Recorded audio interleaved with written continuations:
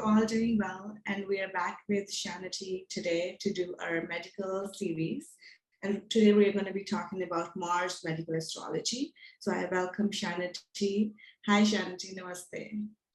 Namaste, Nav. It's so good to be here with you and our astrological community to continue our medical Jyotish series. So far, we've discussed in detail Sun medical astrology and Leo. We've discussed Moon medical astrology and Cancer. And today we're going to be focusing on Mars medical astrology and Aries and Scorpio. So very excited to have this elaboration on Mars medical astrology. Let's start with the chant to Mars to bring in the proper energies.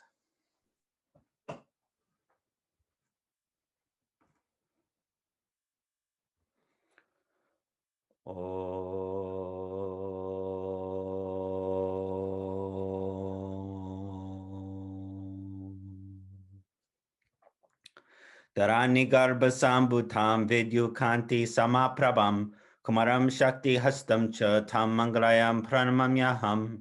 Om Dharani garbha sambhutam vidyukanti samaprabham kumaram shakti hastam cha tam mangalayam pranamamyaham. Om Dharani garbha sambhutam vidyukanti samaprabham kumaram shakti hastam cha tam mangalayam pranamamyaham. Om Kram Krim Kram Sah Bhamaya Namaha. Om Kram Krim Kram Sah Bhamaya Namaha. Om Kram Krim Kram Sah Bhamaya Namaha. Om Kram Krim Kram Sah Bhamaya Namaha. Hari Om. Om Namah Shivaya. Namaste.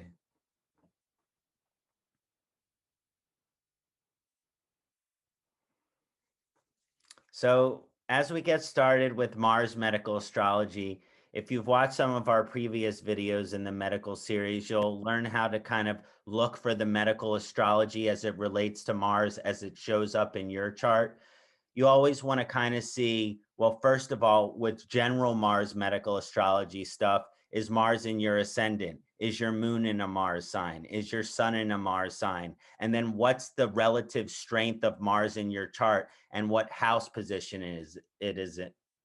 So you want to understand, well, Mars is a very Pitta planet, right? The red planet. So it has this strong Pitta energy. It's the planet of action and energy, and it's very Rajasic in its nature. Sometimes it's also considered Tamasic. So there is this intense kind of Pitta energy.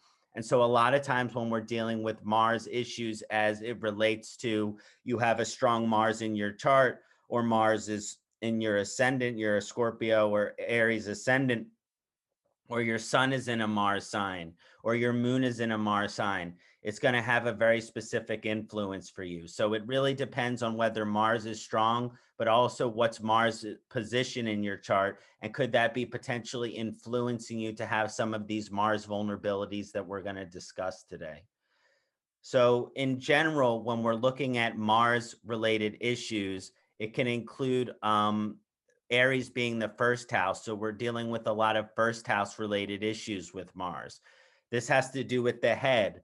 And what we typically see with Mars influenced head issues includes what we normally consider to be the headache.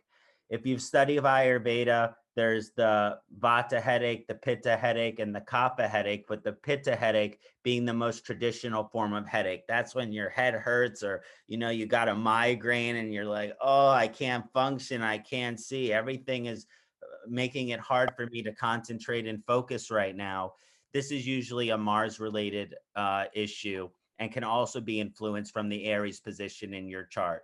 We also have some brain-related issues that can show up with the Mars position, but we're mostly dealing with the forehead when we're talking about these Mars-related Pitta-type issues. Now, the other area that I'd like to talk about as it relates to Scorpio and the 8th house is going to be issues of the venereal or sexual nature. Now, this doesn't mean that if you have stuff in your 8th house or you're a Scorpio, you have a sexually transmitted disease. That's the last thing I'm trying to say. But usually, in Scorpio's natural house of the 8th house, if you really have malefic energies associated with it, debilitations in that house, an uncomfortable Mars in that house, or some other difficult positions in that 8th house, you can be vulnerable to sexually transmitted diseases, right? So that doesn't mean that you're going to get a sexually transmitted disease, right? You have to have unprotected sex with a stranger, generally speaking, to get a sexually transmitted disease. So if you're in protection, that's great. But not everyone who has promiscuous, we're taking the judgment out of it when we're working with, the medical astrology. We're saying people are going to do what they're going to do. And it's not my place as a Vedic astrologer to pass judgment on others. But what can I do to help you? And if you have certain vulnerabilities of that nature in your 8th house, to understand, well, let's say you look at a highly contagious sexually transmitted disease like HIV. Now, as you study HIV, not everyone who has sexual intimacy with someone with HIV is going to get HIV. But if you have that Mars vulnerability in your 8th house, or you have some other uncomfortable energies, a debilitation, a uncomfortably placed Rahu in the 8th house. I can't tell you how often I see this with the uncomfortable Mars or Rahu or even Jupiter that's in an unfavorable position in the 8th house. They make one mistake. They have one too many drinks. They end up having this sexual interaction with someone, and then they end up quickly getting a sexually transmitted disease. So it's not to pass judgment, but it's to understand if you have these vulnerabilities in your chart, please, for God's sakes, use protection, because you are that much more vulnerable to getting the venereal disease, whether it's HIV, syphilis, gonorrhea. Herpes is a common thing because it is associated with the pitta and the blood system. And so we can also see herpes with some difficult Mars positions, as well as that 1st house or 8th house kind of vulnerability. So I have a question, Kṣaṇāti. So when you say 8th house, do you mean only with Aries, like Mars ascendancy 8th house, or do you also mean like any ascendancy 8th house, which would be like 8th house, or Scorpio falling in 8th house, or general Scorpio with planets like these planets in there? So for any ascendant, the natural house of the venereal disease is the 8th house, which is Scorpio's house. So it does relate to Mars. So it's for any ascendant. A weakened 8th house makes you more vulnerable to sexually transmitted diseases and just general issues with your sexual organs. For a Scorpio ascendant or an Aries ascendant, because Mars is associated with the sexual transmitted disease, they're even more vulnerable. Okay. Yeah. So, and then it's not just sexually transmitted diseases either. We deal with any reproductive organ disease. Yeah. So we see that we see issues with the ovaries. Yes. We see issues with the testosterone. So I've seen anything from ovarian cancer show up for a Scorpio ascendant, or a difficult Mars placement in Scorpio, or a difficult placement in Scorpio in general. I've seen ovarian cysts. I've seen ovarian cancer. I've seen testicular cancer. Mm-hmm.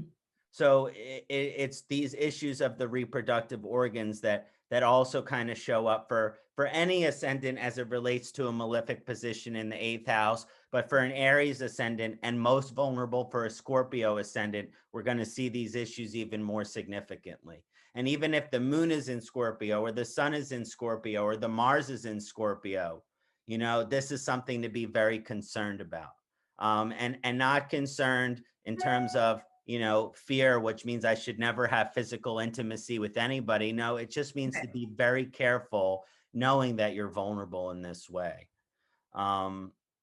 So I just wanted to address those issues, that with the Aries, we're really focusing on the head.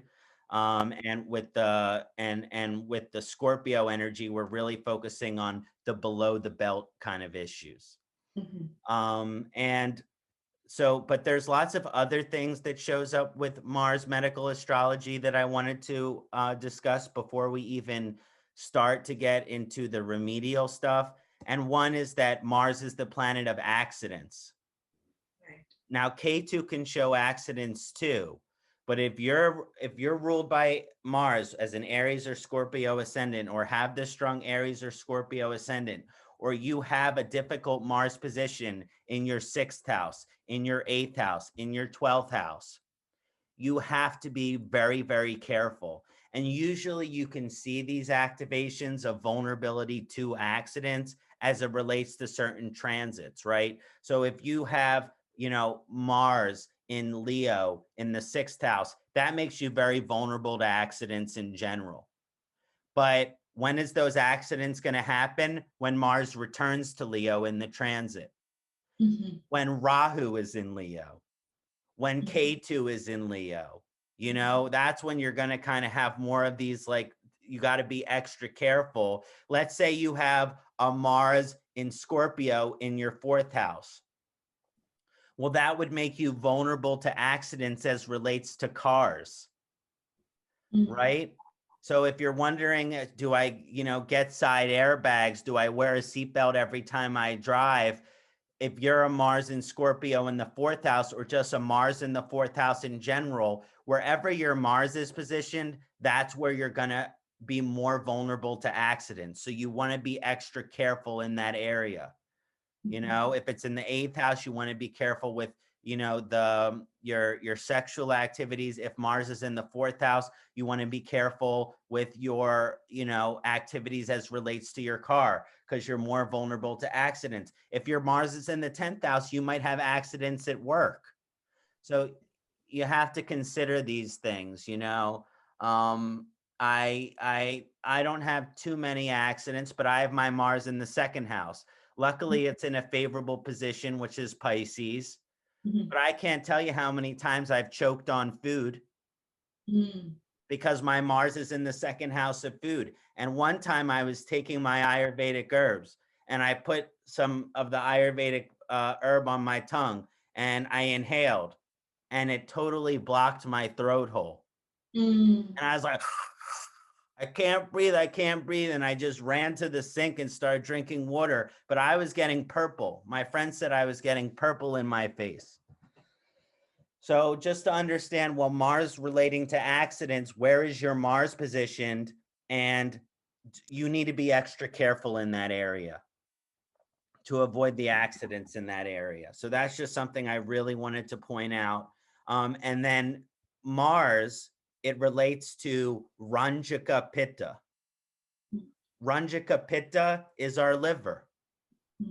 And it runs through Rasa and Rakta, which is our blood and our plasma system in our body. So a lot of time, difficult Mars medical astrology can relate to liver and blood related issues. And a lot of times when I was with Dr. Vasant Lad, and we would look at the Jyotish chart of every person that came to see him for a medical consultation, and they would have cirrhosis of the liver, or they would have horrible acne, or they would have certain malfunctions in their skin, pigmentation issues. We almost always saw a malefic position of Mars. So it's one of these things where, okay, well, why is my skin bad? Why does my liver have these issues? It might have to do with your habits, and we can see Mars position to understand, well, how are your habits kind of influencing this vulnerability to Mars? But sometimes it's genetic too, and it's not even the person's habits that are their fault. What's the whole, point of this medical Jyotish series we're doing? It's really in the initial part for you to be able to diagnose astrologically through which planet your health challenges come from, what sensitivities you have, what vulnerabilities you have, and then based on that, through the proper remedy of diet and herbal suggestions, what can we do to help to give you a better quality of life and a better length of life? So those are just some of the primary things that we see when we're looking at Mars medical astrology. And so just to kind of summarize that, We see issues of the forehead and the brain, headaches and things like that. We have the reproductive organs, the sexual organs of the individual. We're vulnerable to accidents. And then we're also vulnerable to liver and skin issues. And then also something very interesting as well is for an Aries, strong position, for a Scorpio, strong position, and a strong Mars position, the native may be vulnerable to Jwar. Jwar, which is the Ayurvedic condition for fever. Okay. And in the allopathic or the Western paradigm, a fever is something that it comes and it goes, and once it's gone, it's gone. But in the Ayurvedic understanding of Jwar, of the fever, just because you don't have a fever doesn't mean that it's gone. Right. It can actually go deeper within the body and be hiding from you. And so in Ayurveda, when you're working with the Mars thing, medical astrology, you actually want to use like to attract the fever out. So when the fever is causing, so it's a little different than with a lot of the other medical astrology of Mars, where we're trying to cool you because Pitta is so high. With Jwar, we're actually trying to sweat it out. And that's why when you have a fever and you're really, really sick, what usually happens before the fever goes away? You are sweating really, really intensely, and then you get this hot heat flash. And that's when they say the fever is broken, because the pitta, the fire, is hitting its peak at that point. So again, if you have a vulnerability to, let's say something like fevers, and whenever you get sick, you get a fever, the easy thing to do is to take an ibuprofen or a Tylenol, but that actually doesn't take care of the fever. That just kind of causes it to hide. So you actually want to be able to wrap yourself in as many blankets as possible in a hot room with hot soup and just sweat it out. Right. So Right. that's just a little bit of the different with the Mars medical astrology with the fever, and how you want to treat it a little bit differently so you can get the fever to break. And if you're dealing with COVID, that's something you want to consider, because it is feverous in its nature. So, it's easy to take a lot of Tylenol and ibuprofen to kind of run away from the symptoms, but actually that might cause the symptoms to last longer, because it's not really treating the elemental imbalance. Right. So is that a helpful elaboration on Mars medical astrology before we get into some remedial stuff? Yes, that was very helpful. Thank you, Kṣaṇāti. As always, yeah. So, for example, if someone is an Aries ascendant and their ascendant lord goes into the 12th house in Pisces, so whenever there is a transit of Mars in Pisces, they must be very careful with the driving and stuff, right? Definitely. And also with that 12th house position, they're an Aries ascendant, so they're going to be vulnerable to things like headaches and accidents in general. But then the 12th house can like prolong the illness. So that's where you might see someone who has a migraine disorder. Right. Or cluster headaches. Right. So definitely, though, they need to be careful whenever there's a malefic Pisces transit. Thank you. For sure. So as we get into the diet support, and then I'll get into some lifestyle and herbal stuff, it's really just about a pitta pacifying diet. It's not going to be that much different than our sun pacifying diet, because the sun is pitta and the Mars are pitta. So now I'm not gonna go too into detail because I've already discussed it in my previous videos. If you're not sure what a pitta pacifying diet is, go back into my sun video and take a look. But it's important to have cooling things in your diet: cucumber, coconut, cilantro. It's important to use, very sweet oils like coconut, and things like that, and sunflower and olive oils that are going to be more cooling, and to avoid lots of salty and fried foods, because one of the qualities of Mars and one of the qualities of Pitta is that it's oily. Mhm. So you have to be very careful with like these unhealthy oils, and the salty foods, which are going to increase that negative Pitta oily quality.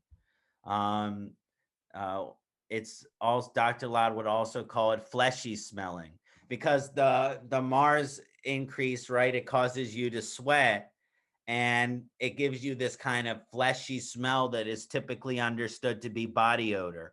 And that's usually just when the Pitta element is too physically high in the body. So, Mhm. we can be hard on people for their body odor, but they're really just Pitta, you know. Right. Yeah. And Um, then there's also people like viewers can also like Google with the pacifying diet too. Or there is an Ayurvedic Institute, right? It just gives you all the list of what you can take and what you should avoid. Exactly. Thank you for mentioning that reference.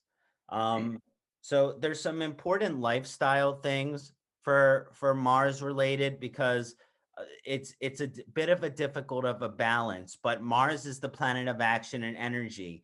And so usually that means that if there's a strong Martian position in the chart, it actually does want to promote you to be very active. Mhm.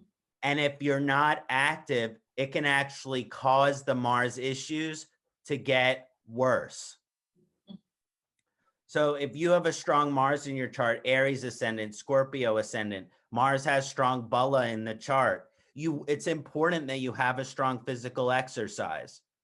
Mhm. Now, the issue with the extreme Mars is sometimes that could be taken too extreme, where it's like, okay, well, I'm going to go to the gym for 8 hours a day, and then I'm going to do some hot yoga.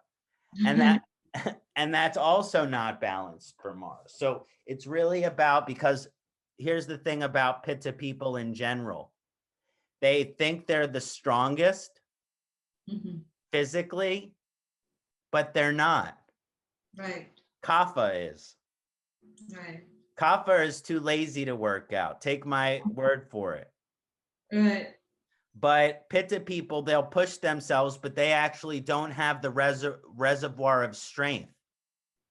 Right. So they really need to, it's better to be active than inactive, but you can't be excessively active. That's not balancing towards Pitta either. Right. And so that's one thing that's worth mentioning. Now, there's definitely some dinacharya stuff that is really important to mention, because the skin is that external organ, and Mars issues have a lot to do with skin related things. Mhm. And so it's very important that you treat your skin very well if you have a Mars medical astrology difficulty. And that's gonna, I think the best thing that you can do is Abhyanga. Right. I mean, I cannot encourage enough the importance of Abhyanga for a Mars medical Jyotish. Um, and this includes taking some oil, preferably a coconut or sunflower oil, which is a pitta pacifying oil, and you warm it up, and you cover your whole body in the hot oil, and you massage it to your heart. Right. Yeah. And you take each part of your body and you really massage it with the oil in it, and then you pour more oil over, and you massage it some more, and then you pour it all over. You pour it on your head, you rub it into your head, you pour it all over your chest and your legs. And you want to do this privacy, because you're probably going to want to be naked for it. I think the best idea, unless you want to get your clothes soaking in oil, and so usually I recommend doing it in the shower. Yeah. And then actually you want to sit with the massaged oil on your body, for 10, 15 minutes. Just sit with it. Mm. And then you take a shower, which is actually going to help exfoliate and help the oils kind of soak into your skin. But don't use soap. because you don't want to cause the oil to come off. So you just take a warm shower and then you wipe yourself off with the towel. Some people who says, I feel weird after having this oil still on my body after I do the Abhyanga. You do one Abhyanga shower a day and you do one soap shower per day. Right, yeah. But the daily discipline of Abhyanga, it's one of the most beneficial things for a Mars medical Jyotish. And then another really important thing is Mars is an impulsive, often tamasic and rajasic energy, which means it loves stimulants. Right. It loves coffee. It loves tobacco. It loves, anything that gives it energy, Right. and that's actually bad for your liver and it's bad for your skin. And so it's sometimes working with the general lifestyle of the person, but you have to be careful with your consumption of stimulants as they're pitta aggravating. Right. But the thing is Mars people love energy. They'll have 6 Red Bulls and a cigarette before they go out for coffee. And it's like, eventually you're going to crash and burn. Yes. Or as Dr. Lod would say, you're going to become burnt, roasted, toasted. And also with the skin thing, with the Mars position, you're vulnerable to skin cancer. And so you have to be very careful about the sun. But Mars people want to look tan. Right. So they go and get the artificial tan, or they put the tanning lotion on, they go sit in the sun. That might be nice, but you don't want to get melanoma. So it's really about skin protection over just the beauty of how you want your skin to look. Would you rather your skin look good, but you live for 40 years, or your skin look average, but you live for 90? It's the question I want you to ask yourself when you're going and getting the artificial tan, if you're this kind of Mars person. So those are just some of the lifestyle choices which I really want to encourage. And then there's just some other little things too. And there's some pranayamas I want to recommend as well. But one of the other things that I wanted to mention is that it's the accident planet. And it acts on an instinct. And so and it sounds simple. This is going to sound like common sense, but what's one of the most important things that you can do to prevent accident? Take your time and move slowly. Right. Mars has something to learn from Saturn here. So it really means that if you want something, Mars person gets in the car, how fast can we go to 100 miles? It's asking how quickly can we go to the grave? Right. So really try to think, okay, I have this temptation to do more. Let me brace myself and just try to take it a little slower. And you might avoid some of the surgeries, which is also the huge position for Mars. If you have Mars position in 12th house, 8th house, 6th house, whichever organ that actually, so we talked earlier in our initial discussion of medical Jyotish, each house has to do with the different associations of different body parts. Like the first house is the head and the face, the second house, the eyes, the third house, the ears, the fourth house, the chest, the 8th house, the reproductive, the 10th house, the knees, the joints, the bones. Wherever you have Mars in your chart, that's where you're going to be vulnerable. That's where you're going to be very, very vulnerable to having surgeries in that areas. The second house is the teeth and the gums. I have Mars there. I've always had issues in that area. I have Aries in the third house. I've already had 2 ear surgeries. Okay. And so just look for those positions to see where you're vulnerable in that area surgically, so you can take extra better care of that area. Yes, very true. Yeah. So the last thing I wanted to mention on this elaboration is to talk about some herbs that are going to be Ayurvedically supportive. One is just the general best pitta herb, and this is a very purifying herb and cleansing herb, and it's going to lower pitta in the whole body. You know, it's like it's the number one best general pitta herb, especially in pitta ama conditions where you're a pitta person, but you also have bacterial issues or toxicity within your body. It removes the toxicity and it also cools pitta at the same time. This herb is Guduchi. Okay. Guduchi. Guduchi, Guduchi. And Guduchi is an absolutely fantastic herb, Tinospora cordifolia. And a lot of times when Dr. Lad makes an Ayurvedic formula for a pitta person, this is the first herb he'll use almost all the time, especially in an ama condition. If it's not an ama condition, sometimes he'll use Shatavari, but just generally speaking, it's the best for a pitta and an ama condition. And because Mars people are tempted towards being toxic physically with bacteria, the removal of bacteria and toxins is important. Now, the next 2 herbs are more to treat specific organs of vulnerability, because as mentioned, we talked about skin issues and liver related issues. And so to treat the skin, the number 1 herb is Mangista.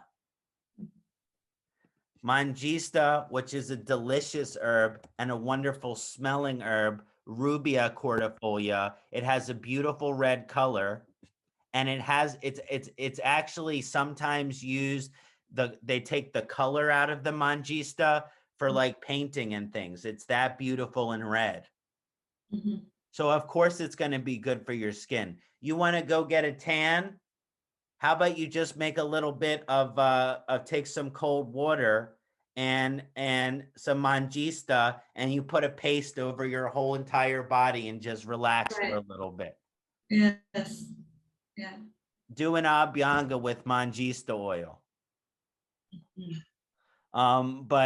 So this herb is great to take to actually put on your physical skin. Let's say you have a discoloration of your skin here. Let's say you have some pimples here. Let's say that you have a rash over here.